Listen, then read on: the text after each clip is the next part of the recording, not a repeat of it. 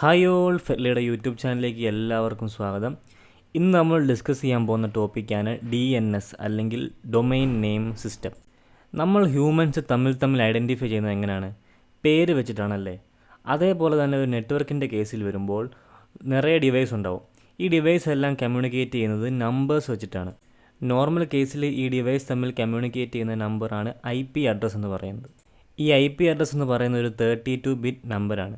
ഇപ്പോൾ നമ്മൾ ഇൻ്റർനെറ്റിലേക്ക് വരികയാണെങ്കിൽ ഏതൊരു വെബ്സൈറ്റ് എടുത്താലും അതിൻ്റെ എല്ലാ സെർവറിനും ഒരു പർട്ടിക്കുലർ IP അഡ്രസ്സ് ഉണ്ടാവും. ഇപ്പോൾ ഗൂഗിൾ എടുക്കുകയാണെങ്കിൽ അതിൻ്റെ സെർവറിൻ്റെ IP അഡ്രസ്സ് ഉണ്ടാവും. ഇപ്പോൾ ഫ്ലിപ്കാർട്ട് എടുക്കുകയാണെങ്കിൽ അതിൻ്റെ സെർവറിനൊരു IP അഡ്രസ്സ് ഉണ്ടാവും. അങ്ങനെ ഏത് വെബ്സൈറ്റ് എടുത്താലും അതിൻ്റെ സെർവറിന് അതിന് മാത്രമായിട്ടുള്ള ഒരു IP അഡ്രസ്സ് ഉണ്ടാവും. അങ്ങനെ നമ്മൾ ലോകത്തുള്ള ഏത് വെബ്സൈറ്റ് എടുത്താലും അതിൻ്റെ വെബ് സെർവറിന് ഒരു പർട്ടിക്കുലർ IP അഡ്രസ്സ് ഉണ്ടാവും. ഇപ്പോൾ ഗൂഗിൾ അല്ലെങ്കിൽ ആമസോണിന് ആ പേരില്ലായിരുന്നെങ്കിൽ, അതായത് google.com എന്ന പേരില്ലായിരുന്നുവെങ്കിൽ നമ്മൾ ഓരോ തവണ ഗൂഗിൾ ആക്സസ് ചെയ്യണമെങ്കിൽ ആ ഗൂഗിളിൻ്റെ IP അഡ്രസ്സ് അടിച്ചു കൊടുത്താൽ മാത്രമേ ആക്സസ് ചെയ്യാൻ പറ്റത്തുള്ളായിരുന്നു അല്ലേ. അതേപോലെ തന്നെ ഇപ്പോൾ യൂട്യൂബ് ആക്സസ് ചെയ്യണമെങ്കിലും നമുക്ക് ഈ youtube.com എന്ന പേരില്ല എങ്കിൽ നമ്മൾ അതിൻ്റെ ആ യൂട്യൂബിൻ്റെ സെർവറിൻ്റെ IP അഡ്രസ്സും പോർട്ട് നമ്പറും കൊടുത്തിട്ട് വേണം ആക്സസ് ചെയ്യാൻ. അപ്പോൾ ഒരു ഹ്യൂമനെ സംബന്ധിച്ചിടത്തോളം ഇങ്ങനെ പല വെബ്സൈറ്റുകളുടെ IP അഡ്രസ്സ് ഇങ്ങനെ ഓർമ്മയിൽ വെച്ച് നടക്കുന്നത് ഭയങ്കര പാടാണല്ലേ. അപ്പോൾ ഇങ്ങനെയുള്ള ഓരോ വെബ്സൈറ്റിൻ്റെ അല്ലെങ്കിൽ വെബ് സെർവറിൻ്റെ IP അഡ്രസ്സിനെ അതിൻ്റെ പേരുമായിട്ട്, അതായത് എക്സാമ്പിൾ ഇപ്പോൾ ഗൂഗിളിൻ്റെ IP അഡ്രസ്സും google.com എന്ന പേരുമായിട്ട് മാപ്പ് ചെയ്യുന്ന സിസ്റ്റത്തെ പറയുന്ന പേരാണ് ഡൊമെയിൻ നെയിം സിസ്റ്റം അല്ലെങ്കിൽ DNS. അതുകൊണ്ട് തന്നെ നമുക്കപ്പോൾ എല്ലാ വെബ്സൈറ്റിൻ്റെയും IP അഡ്രസ്സ് ഓർമ്മയിൽ വെക്കേണ്ട ആവശ്യമില്ല. ഇപ്പോൾ ഗൂഗിൾ നമുക്ക് ആക്സസ് ചെയ്യണമെങ്കിൽ വളരെ എളുപ്പമാണ് അല്ലേ. ജസ്റ്റ് google.com എന്ന് അടിച്ചു കൊടുത്തു കഴിഞ്ഞാൽ നമുക്ക് google.comലേക്ക് പോകും. മറിച്ച് ഈ DNS എന്ന സിസ്റ്റം ഇല്ലായിരുന്നുവെങ്കിൽ നമ്മൾ ഓരോ തവണയും ആ IP അഡ്രസ്സ് അടിക്കേണ്ട അവസ്ഥയായിരുന്നു നമുക്ക് അല്ലേ. അപ്പോൾ ഇവിടെ നടക്കുന്ന പ്രോസസ്സ് എന്താണെന്ന് വെച്ച് കഴിഞ്ഞാൽ, ഇപ്പോൾ എക്സാമ്പിൾ ഫ്ലിപ്കാർട്ട്.com നമ്മളത് അടിക്കുമ്പോൾ ഫ്ലിപ്കാർട്ട്.com ടൈപ്പ് ചെയ്യുമ്പോൾ DNS സിസ്റ്റം ആ ഡൊമെയിൻ്റെ ആ പേരിനെ IP അഡ്രസ്സിലേക്ക് ട്രാൻസ്ലേറ്റ് ചെയ്തുകൊണ്ട് ആ IP അഡ്രസ്സിലുള്ള ഇൻഫർമേഷൻ നമുക്ക് കാണിച്ചു തരും. അപ്പോൾ ഇവിടെ നടക്കുന്ന പ്രോസസ്സ്, അതായത് നമ്മുടെ ഡൊമെയിൻ പേരും IP അഡ്രസ്സും തമ്മിൽ മാപ്പ് ചെയ്യുന്ന ഈ പ്രോസസ്സിനെ പറയുന്ന പേരാണ് ഡൊമെയിൻ നെയിം റെസൊല്യൂഷൻ. അപ്പോൾ ഈ പ്രോസസ്സ്, അതായത് DNS റെസൊല്യൂഷൻ എന്ന പ്രോസസ്സ് നടക്കുന്നത് എവിടെയായിരിക്കും? നമ്മുടെ വെബ് ബ്രൗസറിലാണോ അതോ ആ വെബ്സൈറ്റിൻ്റെ വെബ് സെർവറിലാണോ? ഇത് മനസ്സിലാക്കാൻ നമുക്കൊരു എക്സാമ്പിൾ കൺസിഡർ ചെയ്യാം. ഇപ്പോൾ നമ്മൾ നമ്മുടെ വെബ് ബ്രൗസർ എടുത്തിട്ട് microsoft.com എന്ന് ടൈപ്പ് ചെയ്യുകയാണ്, എന്നിട്ട് എൻ്റർ അടിക്കുകയാണ്. അപ്പോൾ അവിടെ എന്താണ് ശരിക്കും സംഭവിക്കുന്നത്? അപ്പോൾ അവിടെ ആ microsoft.com ലോഡ് ആവണമെങ്കിൽ അവിടെ സംഭവിക്കേണ്ടത് ഈ microsoft.comൻ്റെ പേരും അതിൻ്റെ IP അഡ്രസ്സുമായിട്ട് മാപ്പിംഗ് നടക്കണമല്ലേ. അല്ലെങ്കിൽ ഡൊമെയിൻ നെയിം റെസൊല്യൂഷൻ അവിടെ നടക്കണം. ഈ റെസൊല്യൂഷൻ അതെവിടെ ആയിരിക്കും നടക്കുന്നത്? ആദ്യം അവിടെ നടക്കുന്നത് നമ്മുടെ കമ്പ്യൂട്ടർ നമ്മുടെ സിസ്റ്റത്തിൽ തന്നെ ഡൊമെയിൻ നെയിം റെസൊല്യൂഷൻ പോസിബിൾ ആണോ അല്ലയോ എന്നായിരിക്കും ചെക്ക് ചെയ്യുന്നത്. നമ്മുടെ എല്ലാവരുടെയും സിസ്റ്റത്തിൽ, അതിപ്പോൾ വിൻഡോസ് ആയിക്കോട്ടെ, മാക് ആയിക്കോട്ടെ, ലിനക്സ് ആയിക്കോട്ടെ, നമ്മുടെ എല്ലാവരുടെയും സിസ്റ്റത്തിൽ ഹോസ്റ്റ് എന്ന് പറഞ്ഞൊരു ഫയലുണ്ട്.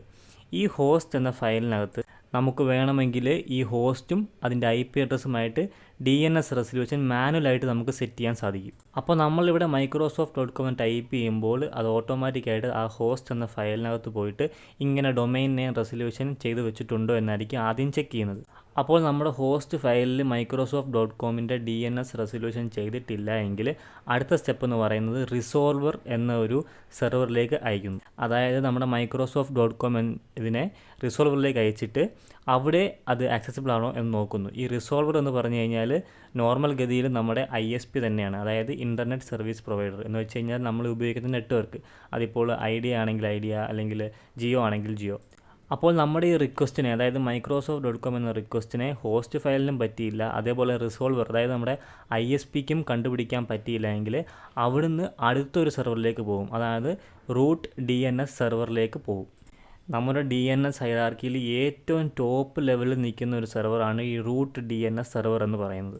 പക്ഷേ ഈ റൂട്ട് DNS സെർവർ നമ്മുടെ റിസോൾവറിന് പറഞ്ഞു കൊടുക്കുന്നത് നമ്മൾ റിക്വസ്റ്റ് ചെയ്ത microsoft.comൻ്റെ IP അഡ്രസ്സ് അല്ല, പകരം അത് കണ്ടുപിടിക്കാൻ പറ്റിയ ടോപ്പ് ലെവൽ ഡൊമെയിൻ സെർവറിൻ്റെ IP അഡ്രസ്സ് ആയിരിക്കും നമ്മുടെ റൂട്ട് DNS സെർവർ റിസോൾവറിന് പറഞ്ഞു കൊടുക്കുന്നത്. അത് കഴിഞ്ഞ് ആ ഇൻഫർമേഷൻ വെച്ചിട്ട് നമ്മൾ റിസോൾവർ TLD അല്ലെങ്കിൽ ടോപ്പ് ലെവൽ ഡൊമെയിൻ സെർവറിന് നമ്മുടെ microsoft.com എന്ന റിക്വസ്റ്റിനെ അയച്ചു കൊടുക്കുന്നു. അപ്പോൾ ഈ TLD എന്നാണ്, അതായത് ഈ ടോപ്പ് ലെവൽ ഡൊമെയിൻ സെർവർ എന്താണ്? അതായത് ഈ ടോപ്പ് ലെവലിൽ നിൽക്കുന്ന ഡൊമെയിനിൻ്റെ എല്ലാം തന്നെ ഇൻഫർമേഷൻ സ്റ്റോർ ചെയ്യുന്ന സെർവറാണ് ഈ TLD എന്ന് പറയുന്നത്. ഇപ്പോൾ ഉദാഹരണത്തിന് നമുക്കറിയാം ഇപ്പോൾ നിറയെ ഉണ്ടല്ലേ .com .org .net .edu ഇങ്ങനെയുള്ള ടോപ്പ് ലെവലിൽ നിൽക്കുന്ന ഡൊമൈനിൻ്റെ എല്ലാ ഇൻഫർമേഷൻ സ്റ്റോർ ചെയ്ത് വെക്കുന്ന സെർവറാണ് ഈ TLD എന്ന് പറയുന്നത്.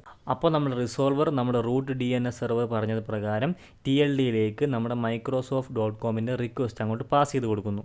പക്ഷേ ഈ TLDയുടെ കയ്യിലും നമ്മൾ റിക്വസ്റ്റ് ചെയ്ത microsoft.comൻ്റെ IP അഡ്രസ് ഉണ്ടായിരിക്കില്ല. പകരം അത് നമ്മളെ വേറൊരു സെർവറിലേക്ക് റീഡയറക്റ്റ് ചെയ്തിടുന്നതായിരിക്കും. അപ്പോൾ ഈ TLD നമ്മുടെ റിസോൾവറിനെ റീഡയറക്റ്റ് ചെയ്യുന്ന സെർവർ എന്ന് പറയുന്നത് അതോറിറ്റേറ്റ് നെയിം സെർവർ എന്ന സെർവറിലേക്കായിരിക്കും നമ്മൾ റീഡയറക്റ്റ് ചെയ്തിടുന്നത്, അതായത് നമ്മുടെ റിസോൾവറിനെ. അപ്പോൾ ഈ അതോറിറ്റേറ്റീവ് ഡൊമൈൻ സെർവർ എന്ന് പറയുന്ന സെർവറിന് നമ്മൾ റിക്വസ്റ്റ് ചെയ്ത microsoft.com എന്ന ഡൊമൈനിൻ്റെ സകല ഇൻഫർമേഷനും ഉണ്ടാവും. സോ അവിടെ സംഭവിക്കുന്നത് നമ്മൾ റിസോൾവർ അതോറിറ്റേറ്റീവ് നെയിം സെർവറിന് നമ്മുടെ microsoft.comൻ്റെ IP അഡ്രസ് റിക്വസ്റ്റ് ചെയ്യുകയാണ്. അങ്ങനെ ആ അതോറിറ്റേറ്റീവ് നെയിം സെർവർ നമുക്ക് വേണ്ട, അതിപ്പോൾ എക്സാമ്പിൾ പറഞ്ഞാണ് microsoft.com, അങ്ങനെ ഏത് വെബ്സൈറ്റാണോ നമ്മൾ റിക്വസ്റ്റ് ചെയ്യുന്നത് അതിൻ്റെ IP അഡ്രസ്സ് കൊടുക്കുന്നു. അപ്പോൾ ഇവിടെ നടക്കുന്ന പ്രോസസ്സ് എന്താണെന്ന് വെച്ച് കഴിഞ്ഞാൽ, ഫസ്റ്റ് നമ്മൾ നമ്മുടെ വെബ് ബ്രൗസറിൽ microsoft.com അല്ലെങ്കിൽ ഏതൊരു വെബ്സൈറ്റിൻ്റെ പേരടിക്കുമ്പോൾ അവിടെ സംഭവിക്കുന്നത് ആദ്യം നമ്മുടെ സിസ്റ്റത്തിന് തന്നെ ക്യാഷ് മെമ്മറിയിൽ, അതായത് ഹോസ്റ്റ് എന്ന ഫയലിൽ ഉണ്ടോ എന്ന് ചെക്ക് ചെയ്യും. അവിടെ ഇല്ല എങ്കിൽ അവിടെ നേരെ റിസോൾവറിലേക്ക് പാസ് ചെയ്യും, അതായത് നമ്മുടെ ISPയിലേക്ക് പാസ് ചെയ്യും. അവിടെയും ഇല്ല എങ്കിൽ അവിടുന്ന് നേരെ പോകുന്നത് റൂട്ട് DNS സെർവറിലേക്കാണ്. അവിടെയും ഇല്ല എങ്കിൽ പിന്നെ അത് പാസ് ചെയ്ത് വിടുന്നത് അതിൻ്റെ റൂട്ട് DNS സെർവറിന് അവൈലബിൾ ആയിട്ടുള്ള ടോപ്പ് ലെവൽ ഡൊമെയിൻ സെർവറിലേക്കാണ്. അവിടെ പോകുമ്പോൾ അവിടെ തീർച്ചയായും IP അഡ്രസ് ഉണ്ടായിരിക്കുന്നതല്ല, പകരം നമ്മൾ റീഡയറക്റ്റ് ചെയ്ത് വിടുന്നത് എങ്ങോട്ടാണ്? അതോറിറ്റേറ്റീവ് നെയിം സെർവറിലേക്കാണ്. അവിടെ ഉറപ്പായിട്ടും നമ്മൾ ചെക്ക് ചെയ്യുന്ന വെബ്സൈറ്റിൻ്റെ IP അഡ്രസ് ഉണ്ടാവും. അങ്ങനെ ഈ അതോറിറ്റേറ്റീവ് നെയിം സെർവർ നമ്മുടെ റിസോൾവറിന് നമ്മൾ റിക്വസ്റ്റ് ചെയ്ത വെബ്സൈറ്റിൻ്റെ IP അഡ്രസ് പാസ് ചെയ്യുന്നു. അങ്ങനെയാണ് നമ്മളത് തിരിച്ച് വെബ് ബ്രൗസറിലേക്ക് വന്ന് നമുക്ക് ആ വെബ്സൈറ്റ് ലോഡാവുന്നത്. സോ ഇത്രയും പ്രോസസ്സ് നടക്കുന്നത് വളരെ സെക്കൻഡുകളുടെ വ്യത്യാസത്തിലായിരിക്കും നടക്കുന്നത്. ഞാൻ ഇപ്പോൾ എക്സ്പ്ലെയിൻ ചെയ്ത ഇത്രയും പ്രോസസ്സുകൾ നമ്മൾ ജസ്റ്റ് നമ്മുടെ വെബ് ബ്രൗസറിൽ ആ .com എന്ന് ടൈപ്പ് ചെയ്ത് എൻ്റർ അടിക്കുമ്പോൾ നടക്കുന്ന കാര്യങ്ങളാണ് ഇത്രയും കാര്യങ്ങൾ. ഇത് നടക്കുന്നത് വളരെ സ്പ്ലിറ്റ് ഓഫ് സെക്കൻഡിലായിരിക്കും. സോ ഇപ്പോൾ നമ്മൾ റിക്വസ്റ്റ് ചെയ്ത microsoft.com ആയതുകൊണ്ട് തന്നെ അതിൻ്റെ റിസോൾവർ ആ IP അഡ്രസ്സ് കണ്ടുപിടിച്ച് നമുക്ക് തിരിച്ചു തരും. അങ്ങനെയാണ് നമ്മൾ ആക്സസ് ചെയ്യുന്നത് എന്ന് പറഞ്ഞല്ലേ. അപ്പോൾ ഈ റിസോൾവർ ഈ microsoft.comൻ്റെ IP അഡ്രസ്സ് കിട്ടിക്കഴിഞ്ഞാൽ അതിൻ്റെ ക്യാഷ് മെമ്മറിയിൽ അത് സ്റ്റോർ ചെയ്ത് വെക്കും. എന്തിനാണെന്ന് വെച്ച് കഴിഞ്ഞാൽ, ഇപ്പോൾ നമ്മളെപ്പോലെ തന്നെ വേറെ ആരെങ്കിലും ആ പർട്ടിക്കുലർ വെബ്സൈറ്റ് റിക്വസ്റ്റ് ചോദിക്കുകയാണെങ്കിൽ അപ്പോൾ ഈ റിസോൾവറിന് പെട്ടെന്ന് തന്നെ അതിൻ്റെ ഔട്ട്പുട്ട് കൊടുക്കാൻ സാധിക്കും. ഇത്രയും വലിയ പ്രോസസ്സിലേക്ക് പോകേണ്ട കാര്യമില്ല. അതുകൊണ്ട് കുറച്ച് നാളത്തേക്കെങ്കിലും ആ പർട്ടിക്കുലർ വെബ്സൈറ്റിൻ്റെ മെമ്മറി അതിൻ്റെ ക്യാഷ് മെമ്മറി തന്നെ റിസോൾവർ സേവ് ചെയ്ത് വെക്കുന്നതായിരിക്കും. അപ്പോൾ ഇങ്ങനെയാണ് DNSൻ്റെ മുഴുവൻ പ്രോസസ്സ് എന്ന് പറയുന്നത്. അപ്പോൾ ഇതാണ് ഇന്നത്തെ വീഡിയോ. നമ്മൾ എന്താണെന്ന് പഠിച്ചത്, DNS എന്താണെന്നും അതെങ്ങനെയാണ് വർക്ക് ചെയ്യുന്നതെന്നാണ് ഇന്നത്തെ വീഡിയോ പഠിച്ചത്. അപ്പോൾ കൂടുതൽ വീഡിയോ ആയിട്ട് നമുക്കിനിയും വരുന്ന വീഡിയോയിൽ കാണാം. എന്തെങ്കിലും സംശയം ഉണ്ടെങ്കിൽ നമ്മുടെ വാട്സപ്പ് നമ്പർ താഴെ കൊടുത്തിട്ടുണ്ട്, അങ്ങോട്ട് മെസ്സേജ് അയക്കാവുന്നതാണ്. പിന്നെ നമ്മുടെ വാട്സപ്പ് ഗ്രൂപ്പ് ഓൾസോ വളരെ ആക്റ്റീവായിട്ട് തന്നെ മുന്നോട്ട് പോകുന്നുണ്ട്. നമ്മുടെ നമ്പറിലേക്ക് മെസ്സേജ് അയക്കുകയാണെങ്കിൽ നിങ്ങളെ ആ ഗ്രൂപ്പിലേക്ക് ആഡ് ചെയ്യുന്നതായിരിക്കും. അപ്പോൾ നമ്മളിനിയും വരുന്ന വീക്കെൻഡിൽ also Saturday Sunday security related അല്ലെങ്കിൽ IT റിലേറ്റഡ് വീഡിയോസൊക്കെ ചെയ്യുന്നതായിരിക്കും.